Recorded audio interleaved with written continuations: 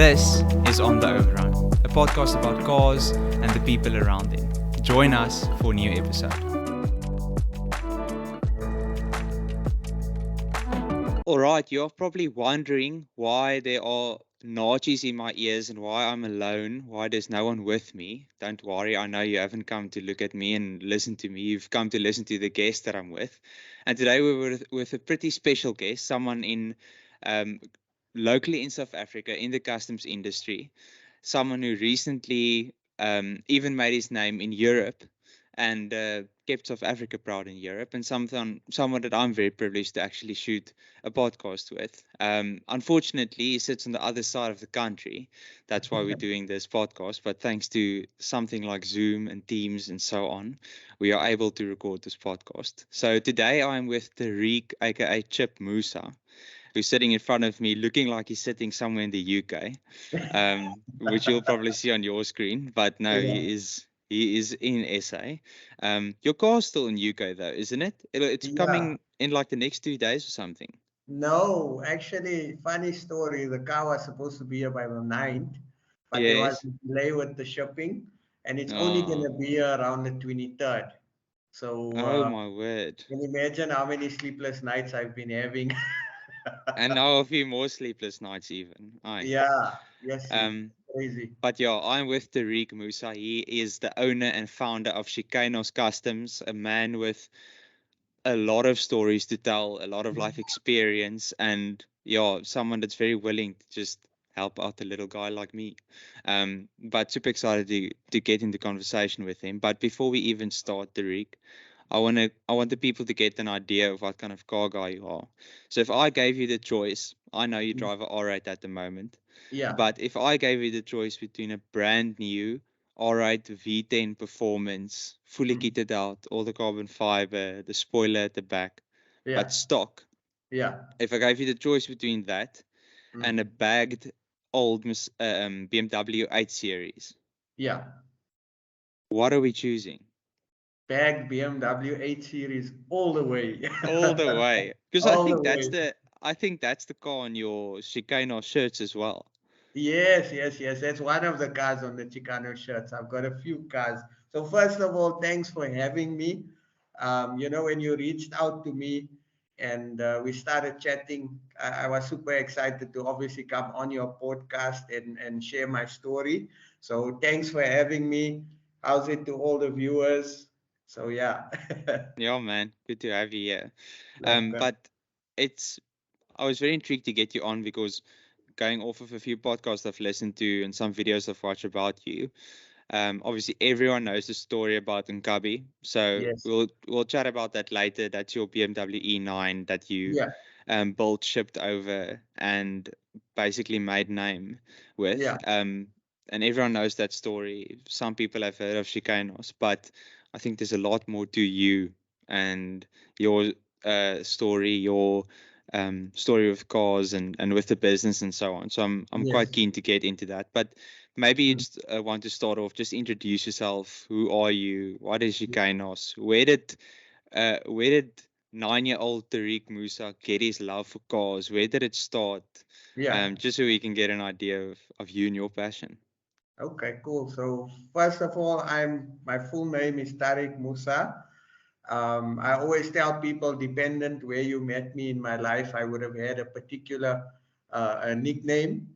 Later on in life, because I got so prominent in building cars, a buddy of mine's actually did a post on Facebook. I was sketching a door panel on a piece of paper because I used to be very good at drawing cars and that. And he put a post on Facebook saying, "You get America has Chip Foos, South Africa has Chip Musa," and that's how the name stuck. And everyone started calling me Chip. So that's the Chip story. So I own Chicanos Customs. Proud to say it is the largest custom and restoration shop in Africa. So Come on. to give you a perspective, we've got about 137 cars on the property that we are busy restoring over a period of a year. So yeah, we are the biggest. We are a one-stop shop. We basically do everything from paint, mechanical, electrical, sound, auto upholstery, air suspension, you name it, it gets done in our workshop. And yeah, I'm proud to say that it's been a passion throughout my whole life. And I say throughout my whole life, my earliest memories I have with cars is from my late dad. So my late dad, I always tell people, wasn't wealthy. We didn't come from a wealthy background, but my dad always had an old car. So at the time we had an old W123. We had an old Ford Cortina, old Volvo, an old 5 Series, an old VW Classics. Combi. So it was only classics. We never had new cars or cars at the time that was considered new. And I have fond memories of the smell of the car, going fishing with my dad, going to visit family in the car, you know. So there's always that fond memories of cars. And then I started playing with Matchbox cars, and I loved Matchbox cars. I used to buy the airplane kits, and I used to paint the wheels of the Matchbox cars. I used to paint the cars, you know, change the wheels around. So I always was intrigued by cars and how they worked and how they functioned. And that carried on throughout my life, you know. And I was fortunate Yeah. enough to in a way, kind of pave my path for the rest of my life, you know, because as a kid, nobody wants to say, I want to grow up and be a mechanic, or I want to grow up and paint cars. It's always a fireman, it's always a policeman or astronaut. And your little Chippy was intrigued by cars and always wanted to build cars, you know. So that's where I started. Okay. And Yeah. Chicanos, if I'm right, basically started off with you installing car audio systems in taxis. Not actually, hey. So Okay. Chicano started in 2018. You could say my experience, it wasn't a company as yet, but it was Okay. more my experience. Started installing sound in taxis in Marabastad on the Okay. pavement. Prior to that, I was fortunate enough to actually um, get an apprenticeship at Nissan South Africa, where I qualified in trim and mechanical. But I left just after qualifying because I wanted to go and do my own thing, and I wanted to go and fiddle more with cars. Mm. So I actually wanted to basically, you know, do my own thing. And that's Yeah. where it started. I bought my first car at the age of 16, though. It was an old school Mini. Yeah. That car was so cool and so problematic at the same time. What did you do with the car? What So, did you modify? so I basically put heavy sound. I took my back seat out. At the time, I was running a pen pass box, which was a massive box with two 12-inch Pioneer IMPP subs. And then later on, I added more subs. I did a very tacky white interior. Um, I painted the car in the Golf 4 Jazz Blue. I put vents on the bonnet. So Yes. because that Yes. era where you were experimenting, you were just trying to make your car look cool, you know? So Yeah. that was, you can say, was my first build at the age of 16. That is very. And was that your car? Was it someone Yeah. else's? No, Okay. it was my car, and luckily enough, you know, my parents taught me that if I wanted something, I'd have to work for it. So I used to get odd jobs at Wimpy. I used to get odd jobs at the fruit and veg market, or I would There we install go. sound to earn that extra income. And then I saved up Yes. money, and we bought my first car. And you know, it started from That's how then. it felt. Yeah. But Yeah, with that Mini, thinking of the subs you had in that car, you probably even it didn't even help that it had suspension. The yeah. amount of bounce you would have gotten from that subs should have been something insane. Yeah, it was insane. And at the time, I had a lot more hair than what I have Uh, now. I had spikes and I was going through a oh phase. my word. And when the bass used to play, I used to believe that my spikes would vibrate. And Uh, that's how you know you had good sound in your car. That's that's how you know that you've grown basically Yeah, from that until now. yeah, with no hair But basically. Eh? well, I think most of your hair was probably lost in the past 2 months, Yeah, given definitely. the build. But we'll get to that later. But I Yeah, think that leads me on to my question about your personal cars over the years. It started yeah, off with that Mini. yeah, At the moment, I know you have an R8, but yeah. how did that journey progress until where you are now? What cars have been in the stable? What have you been driving? So I actually, to be honest, I've got pics of all my cars that I've ever owned except one. So my Yeah. first car was a Mini, very problematic. Got my apprenticeship, realized that it would never, the Mini would never take me to work and back. So I needed to get something more reliable. So I sold my Mini. I had a little bit of savings, and my mom helped me at the time to buy my second car, which was a Uno 1100. That car was insane. Like I tricked it out. I had racing out wheels at the time. I had a bad boy bonnet. I had 412s in the car, 412 in subs in the boot. It was insane, and that was my marketing tool to show my talent. So I Yeah. had my Uno, and then I always loved an Uno Turbo, the pocket Yes. rocket. Oh my word, that's like bread in South Africa. I mean, Yeah, almost everyone had one. No, that's awesome. 100. So I sold that. I sold my 1100 Uno. I upgraded to a Uno Turbo. I sold that car 2 weeks later purely because I almost died in the car. Like Okay, realistically, because remember it was a 1400 turbo, but my one was modified. So it was obviously. super fast with no ABS, and I was Uh-huh. driving on the highway. I won't mention what speed, but I was driving on the highway Fast and enough. a taxi swerved in front of me, and I almost crashed the car. And I decided, nope, my life is more important than speed. So I sold that. I bought a Honda. And the nice thing is, what's helped me throughout my journey with cars is none of my cars were stock standard.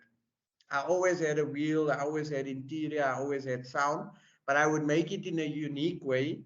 And that would allow me to sell the car and jump into the next best thing. And I would only sell a car if it got me into something that I've always wanted. So from a Yes. Uno right up until where I am now, it's really been a journey and a half, eh? So at the moment you're driving a V8 R8, Yeah, 2007, around uh, there, 2012. 2012. Yeah, Okay. last of the And first year. gated manual. I had my first R8 was a gated manual. I Okay. sold that to start Chicanos Customs. So I had Yes. to sell my R8 to start Chicanos Customs. And this is my second R8. I love the first gen R8s. They have that look, I fell in love with the shape. It's like the Just Iron Man car. Yeah. exactly. Yeah. I won't say 50 Shades because maybe there's kiddies watching, but Yeah, let's let's keep keep it going PG. then. Okay, well, Yeah. that is really such an iconic car. Mm. I think just thinking of the R8 at the moment, it's Yeah. become sort of a everyday supercar. Compared Yes. to Lambos and Ferraris, it doesn't really compare. It's super fast, but it doesn't have that factor, that X factor it Yes. had with the first 100%. gen. Yes, Um, I agree. yeah. So at the moment, what have you done to that car? How's it looking? Do you have any more plans with it? So I'm actually I'm gonna maybe get your help as well, and maybe the Oh viewers. yeah. So I my next video that's dropping on my YouTube channel, I kind of want to change a few of my cars in my collection. So the R8 is a car where I'm deciding whether I should sell, and if I do sell, what do I jump into? So to answer your question, the Yes. car's got a matte gray wrap. It's got 20-inch wheels. It's got air ride. It's got custom interior. It's got stage 2 software, straight pipe exhaust. And I've owned the car for, I think now maybe about 2.5 years. But Yes. when you have that itch and you feel like, okay, I've outgrown the R8, I want to jump into something else. So I'm on the fence now. Okay, what do I sell? What do I buy? Yeah. I've test driven a few of the Italian supercars. I'm Oh not wow. gonna I'm not going to lie to you. The R8 personally is a very comfortable drive. It's more controlled. I enjoy it more. When you jump into a Ferrari, like I test drove a 360, I test drove a 430. Beautiful cars, amazing, but they're very hard. The comfort is not like that of the R8. But then again, you can't compare the cars, because a Yeah. Ferrari will give you something different, the Lambo will give you something different, the R8 will give you something different. So I gotta now distinguish, okay, where do I want to be, But is this your daily driver, or is No. this okay? So it is the special car. Yeah, it's one of Okay. the special cars. So that's the car that is kind of like my motivation, because Okay. it always reminds me of that little child playing with that Matchbox cars, Yes. thinking one day I'm gonna own a supercar, or I'm gonna own, something special. And that's why it's important to do things and not put things off, because life is short, and there's always that little kid inside of you that had dreams. And the R8 is a reminder of that kid that had the dream of owning a supercar. So that's why I Yeah. love it as well. My So motivation. I yeah, I totally agree. That is like, if you're a car guy, if you're in the Yeah, car scene, if you're yeah, working with cars the whole time, you're yeah, gonna have that itch to, I've experienced it now, but there's yeah, something better I want to experience, or there's something more, there's something else. I think yes, also, um, for you being in content creation as well, recently yes, starting the YouTube channel, yeah, don't you feel that now even more than ever you want to swap cars, you want to go through new things, you want to try yeah, out new things, because now it's not only you experiencing that car, it's actually yes, the people watching your stuff, viewing your content. So 100%. is that something you found to be true even more?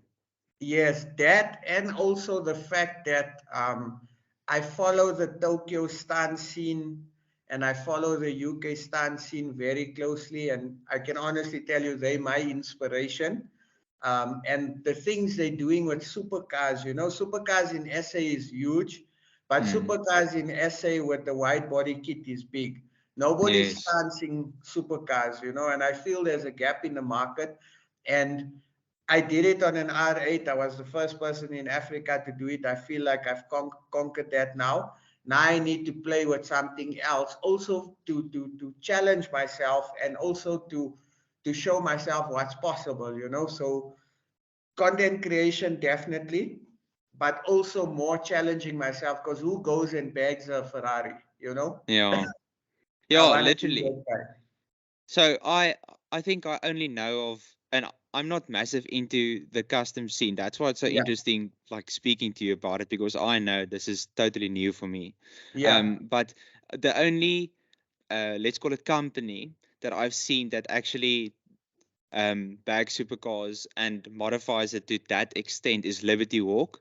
yes, So you've probably seen the Liberty Walk Aventadors, the yes, 458s, those kind of cars. Is that yeah. what you sort of have in mind? That kind of level of No. modification of supercars? No. Okay. No. So, and I have this conversation with my brother.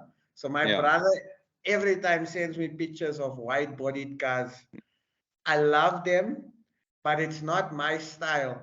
There's a guy by the name of Kazuki. He owns Madlani Ltd. I hope I'm pronouncing it right. That's like my bagging hero.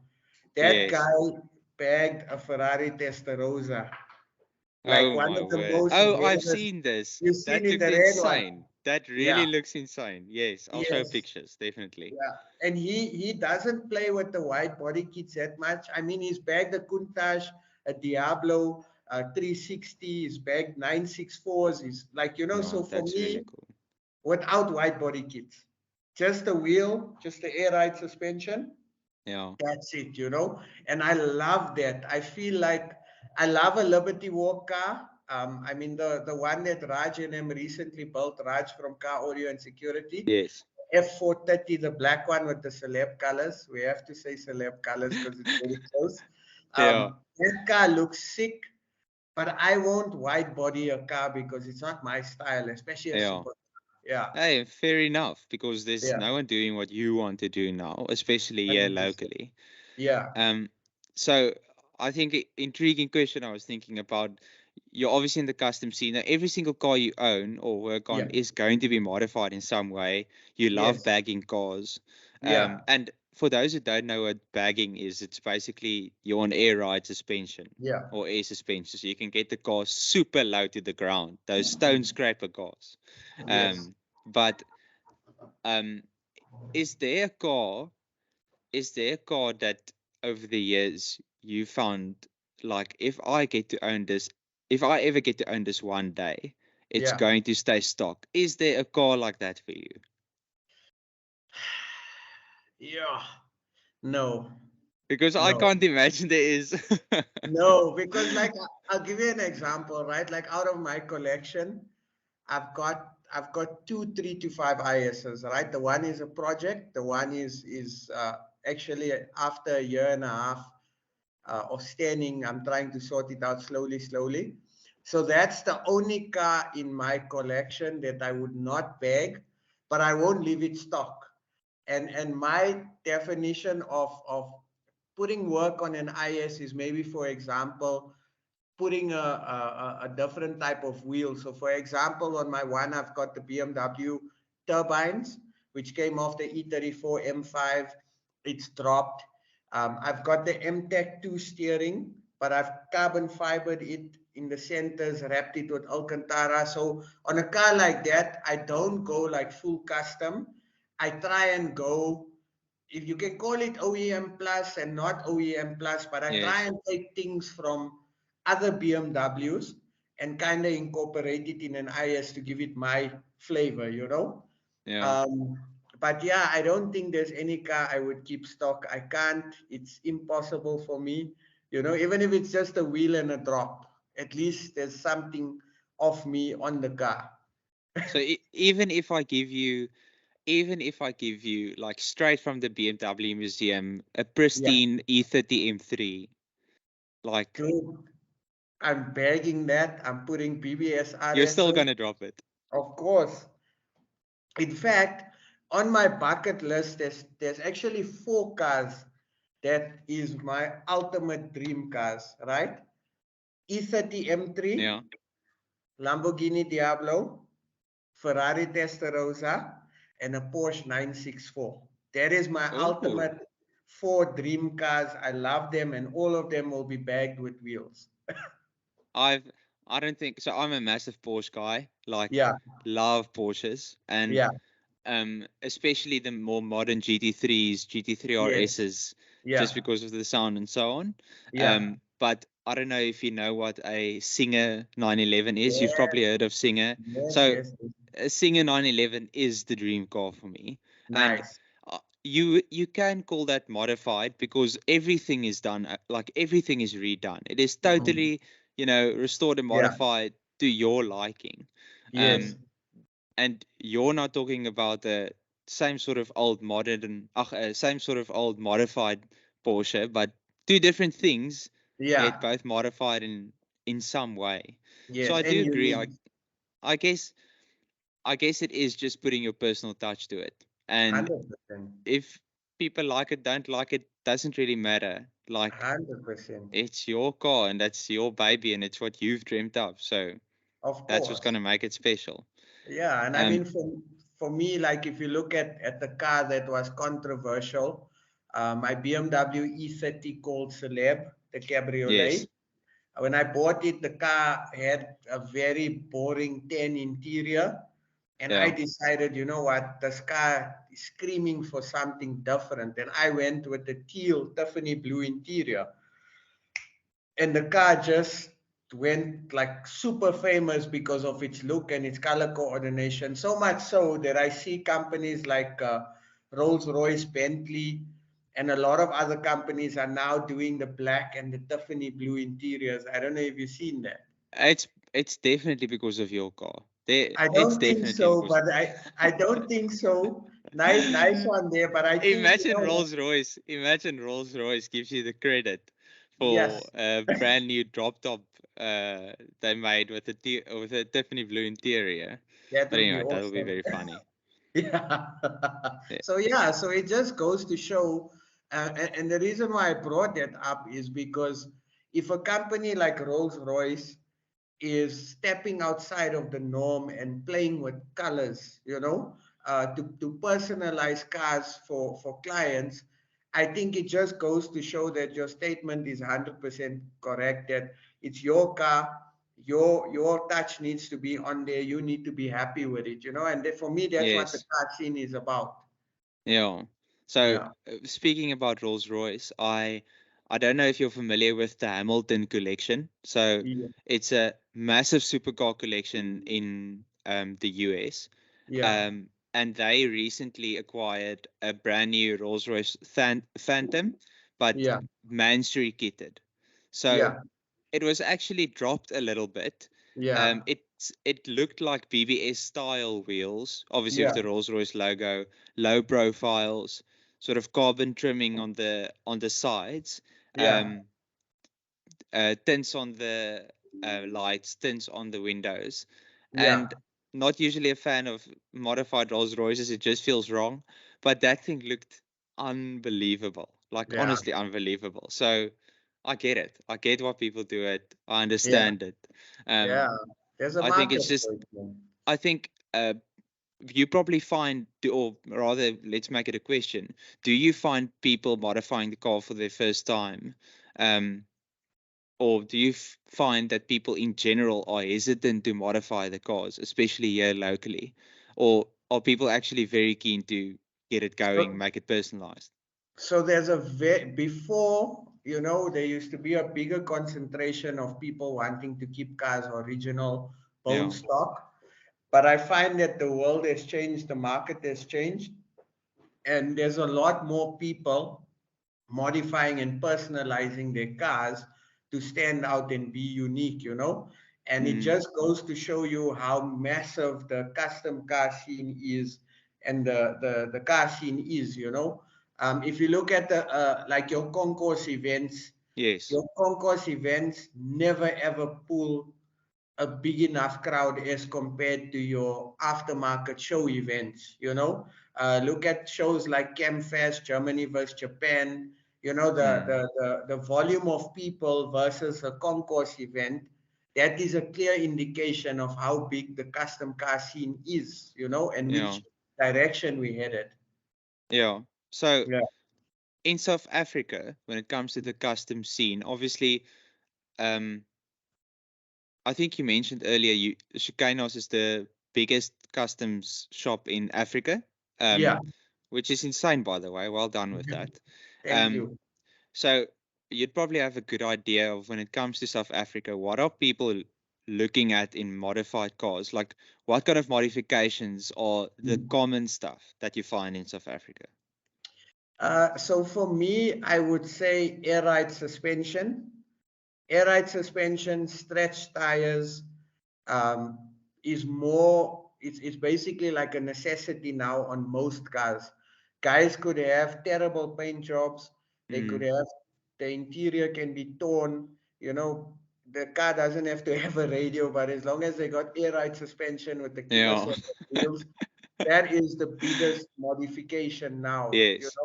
and that is why the air ride scene has picked up so much in South Africa, because you go to a car show or the car shows that I attend, and if you don't have air ride suspension on your car, nobody's looking at your car, nobody's taking pictures of your car, Yes. So Yes. air is the biggest thing now at the moment.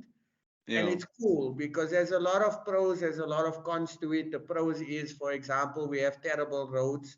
So if you're in an area or you're driving in a complex and there's a massive speed bump, you can lift your car up, go over the speed bump without damaging your car. Yes. If you go to a shopping mall and you park your car and you air your car out, they can't jack your car, they can't jack your wheels, So there's all those type That's of interesting. benefits. Yeah, there's a lot of benefits to air ride suspension, and also the look. I mean, any Oh, car yeah. sedan looks insane. Yeah. No, by Yeah. far. And for someone who like me, I've never driven in a car with air ride suspension. But how Yeah. much does it actually compromise your ride? So you get the entry level kit, and then you get the medium level, and then you get the high quality kit. So the entry-level kit is more comfortable than coilies and lowering springs. But as you find you go up with your budget, your comfort level increases. So one thing I've noticed as well is the products that are doing well is a product called Airlux. It's imported and manufactured by a very good friend of mine. A fraction of the price of Airlift. Airlift is the premium brand, probably the best brand in the world. But due to it being imported and our amazing rand versus the dollar, it's lovely. Yeah, it's like for a normal air ride kit with Airlux, you're paying like 25K fitted. And then your entry level airlift is about 80K excluding yes fitment. like So look at the difference, you know. That's why also airlift never survived in this country because of our currency and it was too expensive. that is interesting. Yeah, so like on my R8, the airlift kit was around 130,000 rand. And I'm like, nope, sorry, I am not No, doing that. that's another car. Yeah, and I spent a fraction on Fuel Air's top of the range kit, which is just as good as Airlift. And I mean, I drive my car, the R8, the quality is amazing, and it's good enough for me, you know. And again, it goes to show that we're not brand conscious, you know. And I suppose that's what's important in the car scene. You go with what you can afford. It's like the wrap wheel and the split wheel debate.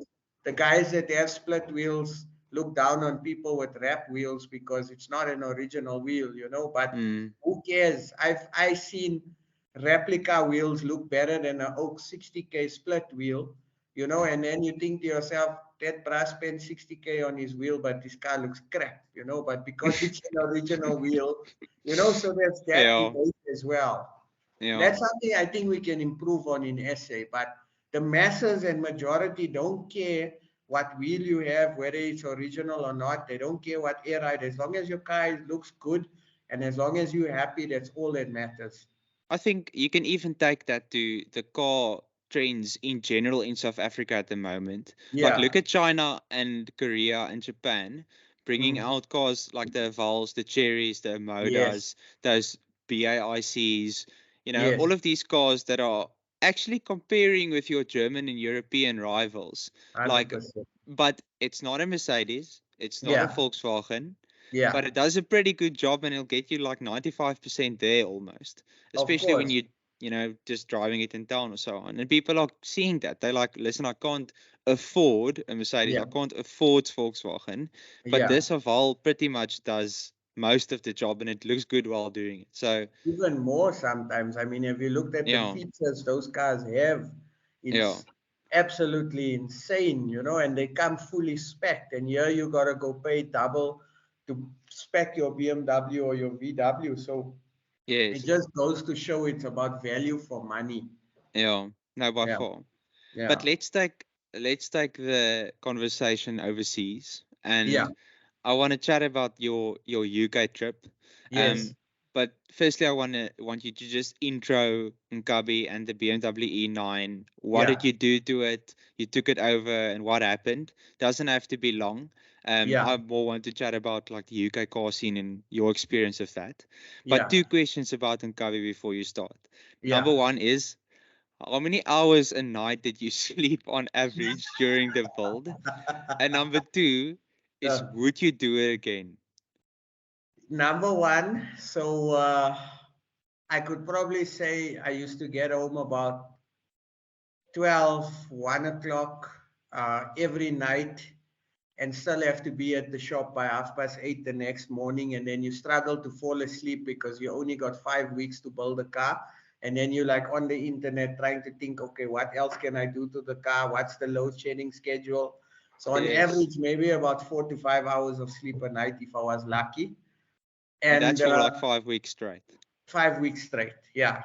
And then, and in fact, some nights I didn't sleep. Right? Some nights, like towards the end, we would work right through the night, like realistically, you know. So I lost a lot of sleep, but I can tell you if I had to do it again, I would do it in a heartbeat. I'm a very aggressive risk taker. So if I feel I'm jumping in the car now and I'm driving to Durban for a show alone, I will do it. If I feel I'm loading a truck with 6 show cars and we're going to wherever for a car show, I'll do it. So I'm a very aggressive person and I'm a very spontaneous person. So this for me was the highlight of my motor vehicle career and one of the best things I've ever done in my life. Like, bro, like I still have flashbacks of the journey of the show. And I mean, the car's still trending now continuously. I get tagged every single day.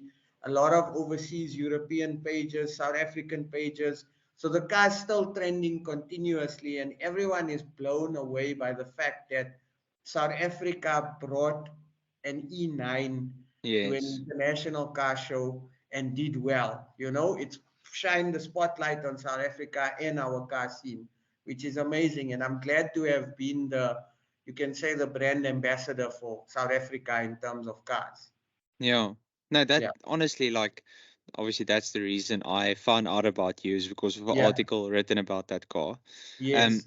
but for those who don't know, maybe just give an intro to the car, the Yeah. build you did on it, and then Yeah. what happened in the UK. What prize did you won? What competition were you at? Yeah. Because in the like, given South African history when it comes to custom built cars, Yeah. it's not really had an appearance or a name in Europe at all. Overseas. So Yes. this is pretty significant. But yeah, if you would like to intro that, that'll be amazing. Okay, so the car in question is a 1970 BMW E9 2800 CS left-hand drive. Very rare car in South Africa. I am currently the second owner. It's had one owner its whole life. To make the car more interesting, the UK is the 5th country it's traveled to. The previous Yeah, owner took the car to 4 countries. He was a famous doctor and he relocated to different countries. And the car's got full service history from BMW from every country it's been in. So I've got the books, it's stamped. So that alone is that's very crazy. rare. Yeah, very rare. So I obviously took the car to London. I was chatting to the guys of the Gravity show, um, possibly one of the largest stance shows in Europe. To put you guys into perspective on how big the show is, one of the organizers or one of the gents at the show I was chatting, and they said they received about 6,000 applications to attend the show for your car to be on display. I think they narrowed it down to about 600. And we Yeah, were fortunate enough to take in the top 5 out of 600. Now, everyone's asking me, did you come second? Did you come third? I'm like, I came in the top 5, which is like, yeah. Let's a keep it big there. thing. Yeah, let's just keep it there. And if you really want to be technical, they announced Nkabi and then they announced the best of show winner. So if we really want Okay, to look at it, okay. we could say we came second or whatever, Yes, but it doesn't yes. matter. You know, it doesn't matter. Yeah, But it's still insane.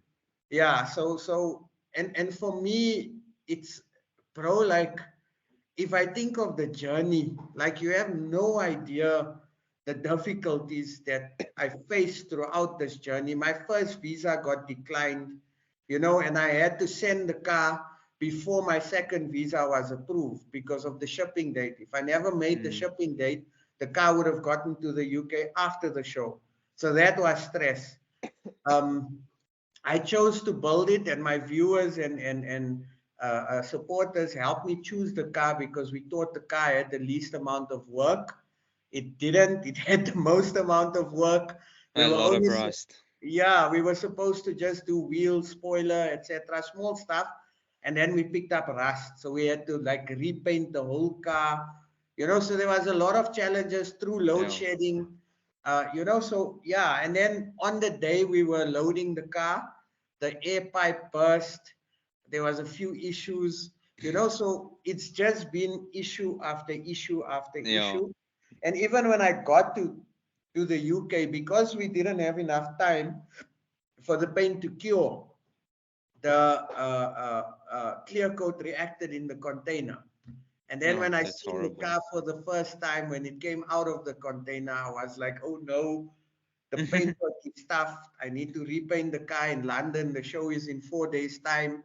there's a water leak, you know, so there's an air leak. Yes. One of the panels on the boot, the perspex broke.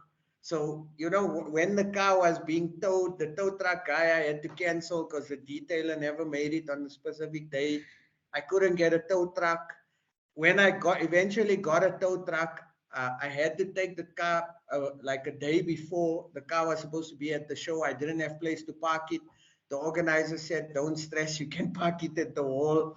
Yes. As I'm reversing it off the tow truck, the car ran out of fuel.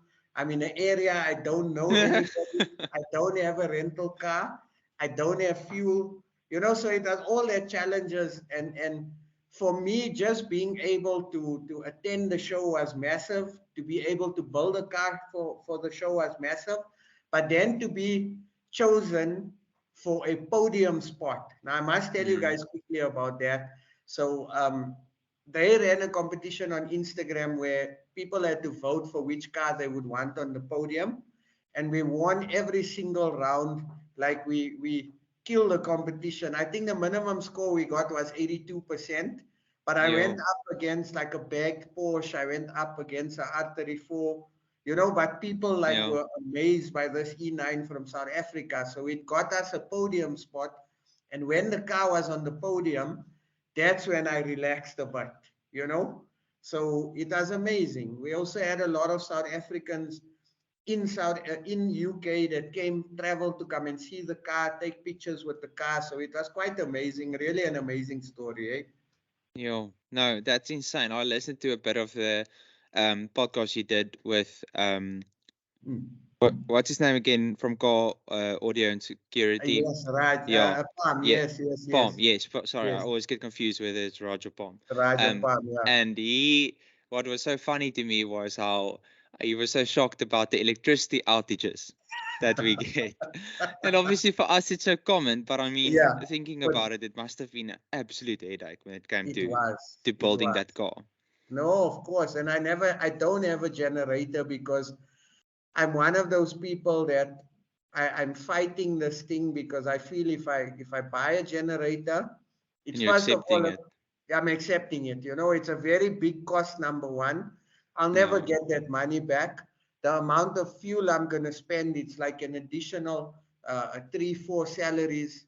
You know, so I got to think of another way to combat it. So it's like I rather pay my guys overtime and cover up that Mm. time, you know, which makes more financial sense. But for them, when I told them, guys, we don't have electricity, they were like shocked. They're like, how can you guys not have electricity? Do you have roads? How do you do it? You know, so it was that type of a conversation. Yeah. Yeah, But tell me a bit about, and I know this is something you wanted to chat about as well, but the UK car scene, car yeah, culture there versus yeah, what we've got here. yeah. Like, tell me a bit about that experience. How was it there? What did you experience? What did you see when you came back? What was the feeling? You know, Yeah. how does it compare? Chat a bit about that. So the things that stood out for me on the UK car scene versus the South African car scene, number one is the quality of cars and the quality of wheels and parts that they Mm, have access to, right? That stood out big time. I mean, one of my buddies, Classic Custom UK, his spray painter, used to work for McLaren. oh my You word. know, so when you Yeah, hear that's that, crazy. yeah, you already know, okay, this dude's got a very solid painter, you know. So their Mm, skill level is way better than us. Not saying that we nowhere, but I mean you can see it in the finishing and the build quality. yes. Second thing I picked up is that there's no animosity, man. You know, like the guys are happy for each other. You know, it for me, when I grew up with car shows, going to a car show was seeing cars and meeting the owners and talking about the builds. And you make new friends. Nah? I attend a lot of car shows and there's too much animosity. And I feel Mm, like that is holding us way back, you know. So that's something that we need to change in South Africa is the politics. People are not united. And I feel like if we could unite, we'd be able to tackle stuff like the poor quality of our roads, you know. I mm, feel like we'll be able to tackle stuff like them wanting to remove your license just because your car has got air ride. So if Yeah. we can't unite as a car nation, there's no way that we're going to take this car scene forward and battle the stuff that we are fighting currently. So that's very big as well. Um, Something else that stood out, they are not afraid to be different and unique. If you look at all the live videos that I did, if you look at some of the pictures, no two cars look the same. Mm. Yet, when you go to our car shows, you'll find maybe 3 or 4 polos that look exactly the same, and people are scared to take risks purely because they are afraid of what the next man is going to think of the car. And you Yeah. said it earlier very well, man. It's your car. It needs to be unique to you. That is what has helped me grow to where I am. It's the fact that I don't look at the next man car and say, I want to build my E30 like that, or I want to build my client's E30 like that. You take Mm. some and you add your own flavor, and that is what makes you stand out unique. It's a reflection of your personality. So we definitely need to stop worrying about what the next man is going to think about your car. It's your car, bruh. You worked hard Mm. for it. No one paid your rent. Nobody came with you to the job interview. If you want to put a pink wheel on your blue car, do it. Don't Yeah. worry about what people are going to say. So I think that's very, very important. Yeah. Yeah, and the unity, man, the unity and appreciation for the next man's build. And I say this because immediately when I came back, whether you win the Olympics or whether you play for Bafana and you scored the winning goal, you're always going to get critics. People are always going to criticize you and say something Mm. negative. I had that when I came back, and that's just how it is. You accept it, but I feel like it shouldn't be like that. Yeah. I I don't know think if I'm making sense. no, no. Well, obviously, I wouldn't know how it is there, so Mm. I'm gonna take your word on that. But I Yeah, think South Africa's car scene is obviously much smaller yeah, than what you see in the UK. So yes, especially when it comes to your custom builds, which is even a smaller part of the car community in South Africa. yeah, There's only this sort of defined group of people, and they sort of know each other. They sort of know each other, and or they're familiar with each other's builds, or what they've done. yeah, So maybe the fact that it's this small-ish group and not that big, people get familiar with it, and then it's sort of just this dogfight in yeah, between about yeah, whose build is better. But don't yeah, you also think it could be a thing of um, like you were explaining now about how expensive it is to get parts into the country.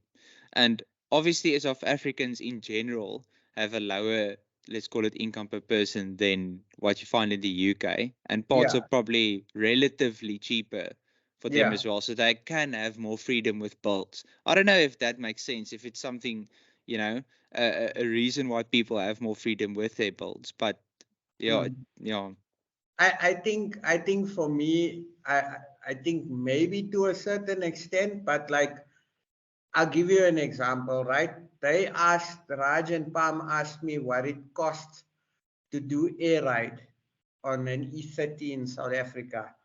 And I'm like, dude, you can buy the kit for less than £1,000. And they were like shocked, blown away that it costs so cheap to buy an air ride kit. And then we started talking about wheels, and I'm like, okay, a set of wheels you could buy for also less than £1,000.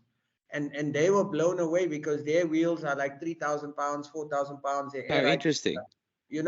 So I think that we've adapted. That is why the cheaper air ride and the replica wheels have grown so much in South Africa, because Yeah. they saw the gap in the market and they needed to cater for people in order to grow the car scene, if you get what I'm saying. Yeah, But yeah. I think that we've adapted. As long Mm. as there's companies like Auto Styling and Airlux catering for the South African market in terms of what we can afford, I think that we're in a good space. We're in a way a bit better off than other people in other Yeah. countries, you know. Okay. And that's why also a lot of UK guys and island guys are opting to build cars in South Africa. So they're buying our Alphas, our Splitties, Oh, you know, that's our interesting. our escorts. They're building it in South Africa because it's a fraction of the price to build it here, and then shipping the cars over. I know a lot Yes. of people that are doing that as well. Yeah, that's funny you mention it. The previous podcast I shot was at a place in Cape Town who part of the building they build and restore cars, modify cars, and sort of obviously whatever the customer wants. Yes, But I think like 80 or 90% of the cars were exported to like either UK, Ireland. yes, A few of them went to the US as well. yeah, For some reason, a lot of Land Cruiser bakkies, like yes, Toyota yes, Land Cruiser bakkies, there was a bunch of combis, like not yes. combis, like those very old Volkswagen buses, Splitties, you know, the yes, hippie the vans. splitties, Yes, yes, yes, there were a yes, lot of those. yeah. There were like some F types, some old Alphas. So it's actually, Alphas, yeah, yes, people love exporting these stuff. yeah, So it's because actually it's quite interesting, but yeah, it makes sense according to what you say. yeah, and that's people outside are benefiting because of our weak rand, Mm, realistically, and yeah, I don't know how we can fix it. I suppose it's a bad thing. It's a bad thing purely because we're losing a lot of cars, and because there's a lesser amount of these iconic cars, it's driving the prices up. Like, I mean, I don't know if you've been following the E30 market. I don't know if you've been following the Alpha and the Splitty markets, not but much.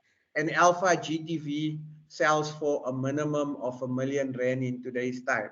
Yeah, it's a lot.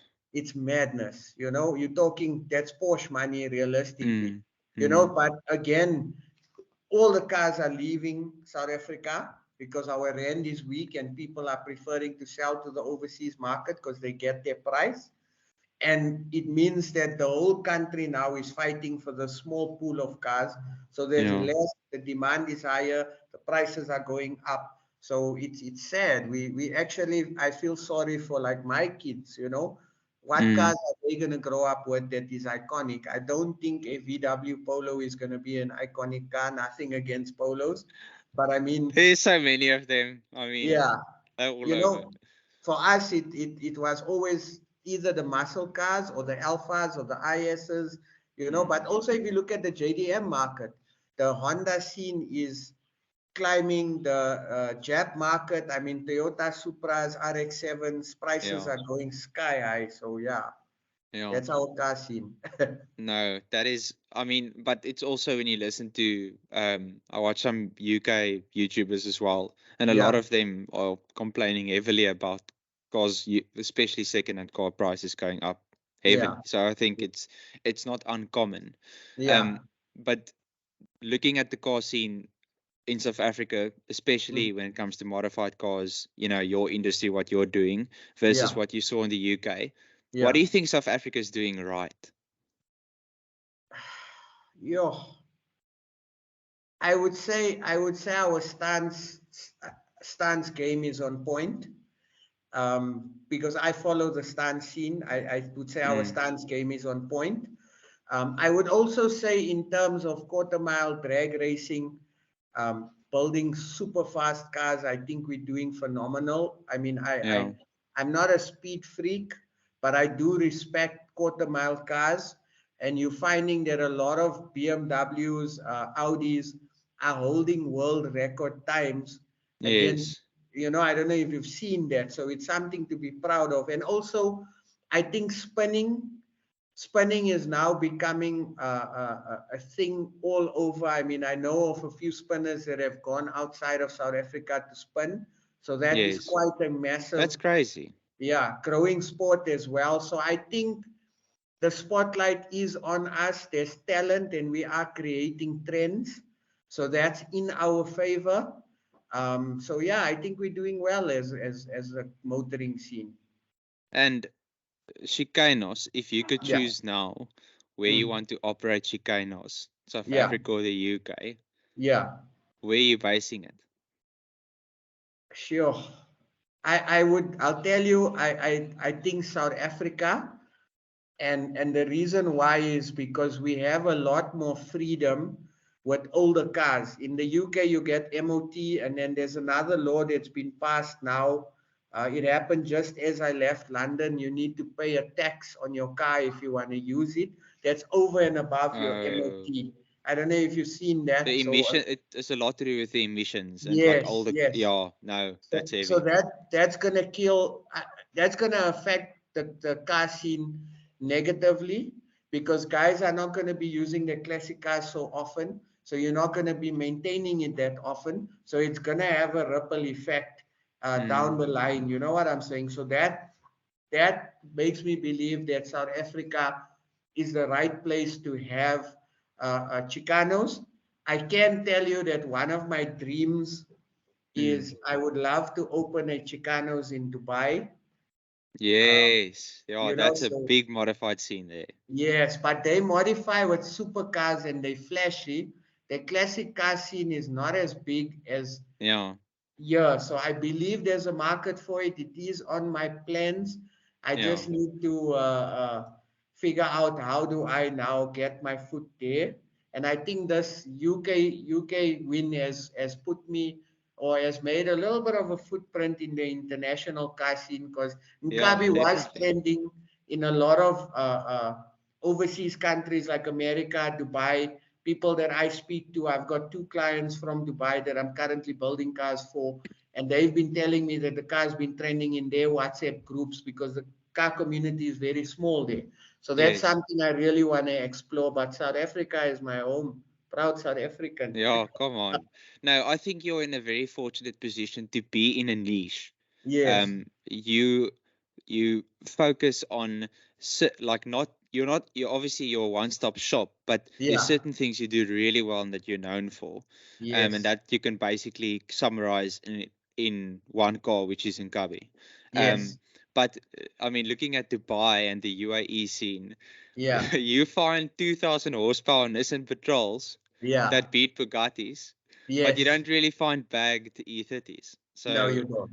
I think that's really cool. That opens up a Yeah. lot. And I think this sort of whole journey with Nkabi going to the UK and so on, it Yeah. opens up a lot of doors No, definitely. for obviously the company itself, but also South Africa. Like people realize, oh wow, there's actually a Yeah. scene here in South Africa. There's actually um, stuff going on here, and it shouldn't just be sort of put to the side, which is very cool. 100%. Yeah, Um, definitely. but we're almost going to finish off. But there's something I was really wanting to ask you, and Yeah. I sort of like to ask this to any person in your position where you're a prominent figure in the Mm. car scene in the Yes. country. Yes. Um, you're you started off the podcast saying like you were this young guy, you know, out of passion playing with matchbox cars. There was always sort of cars around, you know, that was all that was going on. You Yeah. started building and working on cars very early in your life, Yes. and now um I didn't even mention this, but in our call like earlier in the week, we Mm. figured out that you almost have more experience than I have like life, you know. Life experience. Yeah, so that's quite funny, but you've been in it for some while. You're a Yeah. business owner now. Yeah. You obviously a family man, you're a car Yes. owner, you're a content creator. Yes. Has all of these things that you're busy with now that I mentioned now, Yeah. has it taken away of your passion for cars? Do you get excited about, you know, driving and experiencing new cars? Do you still have that same fizz you had, you know, years ago when it was just you playing this car, driving in this car? Has it changed? How has it changed? How does it look for you now? I think it has changed, but I've become more obsessed. And I say this, you know, I'll give you an example, right? I went in April to Palestine. It was our fasting month, so I spent the last 10 days of the fasting month there. And I went obviously for prayers, etc. But I was also car spotting. So I seen E30s, I seen M3s, I seen M5s, you know, and at that point I thought to myself, Chip, you came here for religious stuff, but you're busy taking pictures of cars and posting it on Yeah. your WhatsApp status, you know. And then when I went to London, you think you're going to London, you're gonna go see Big Ben, you're gonna go see Buckingham Palace. But I was only interested in seeing cars, you know. So I've become more obsessed. I constantly think of cars. I always think, how can I build cars better? How can I improve? I mean, today I had one of my suppliers out to come and do training with my paint shop staff because I feel we can improve, especially after the quality I seen in the UK. And it's been like that, you know. I don't think it's become less. I think it's become more. I've become more obsessed, and I've become more hungrier, you know. And again, I think it only comes with working where in an environment that ties in with your passion. You know, you've got to be obsessed. You've got to, if you're passionate about bedding, you got to be obsessed with bedding, you know. If you're passionate about whatever it is, it's that obsession. You go to bed thinking of it, you wake up thinking of it, you're driving, you're thinking of it, and it's just that obsession, and that is what will push you, and that is what will take you way above the rest. So what I you're hope saying I is answered the that question. no, perfect. I love it. So what you're saying is, for you, the fact that you've been around cars, that you're working around cars, it actually increased your passion rather than, you know, you Decrease. becoming familiar with it and it becoming sort of vanilla. Yeah, it's definitely increased it, and I've become more obsessed Yeah, without a doubt. that's very cool. Yeah. And then I'll always love asking anyone, any guest I have on this, but what is your dream car experience? You know, what car, what road, what road trip or experience? What is the dream car experience for you? I know you've obviously had the time of your life at the Yeah, moment yeah, with the whole Nkabi journey, but yeah. looking forward, or looking at the dreams you've had, what is that dream car experience that you are looking forward to? So I mentioned my four dream cars, bucket list Yes, cars. yes, So either E30 M3, Lamborghini Diablo, Ferrari Testarossa, driving from London right through Europe, doing similar yes, what Jeremy Clarkson and them did, and yeah, stopping off in different countries and ending up somewhere. So that would be my ideal dream car memory that I'd love to create, and hopefully one day I can do it. You know, yeah, yeah, I'd like to actually build a car in the UK and then drive it all the way to Europe. But that car must be one of the three cars that I mentioned. So that's my yeah. ultimate experience. Hopefully, Okay. I get to do it one day. Hey, you've said it out there, you've spoken it. Yeah, Give it a few years and that'll probably come to reality. I hope so. I hope Lekker. so. But Tariq, I really want to thank you for spending time with us, and spending No time with problem. me. It's been an awesome conversation. Like, Obviously an hour is not enough to yeah, even touch on a lot of the stuff that you've experienced and been through over the years. But yes. thanks for keeping this country's name high, and, you know, continue doing what you're doing. Thanks so much. I think for me, someone obviously, as I mentioned, who's not really that much into the customs and modification car scene, Yeah. there's a lot of appreciation to be had. No, of course. Like, I love supercars, but Yeah. there's a lot of appreciation to be had for your modified classics and your Yes. bad cars, because Yeah. yes, there is just like a coolness factor to it that few other cars have. Um, ooh, you froze.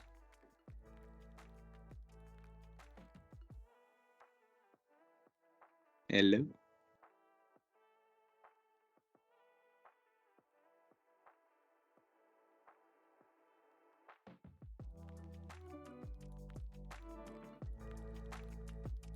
Well, it seems like the Zoom call ended just as the podcast ended, but I hope you enjoyed it. And as always, rather love cars because it's better than drugs. Cheers.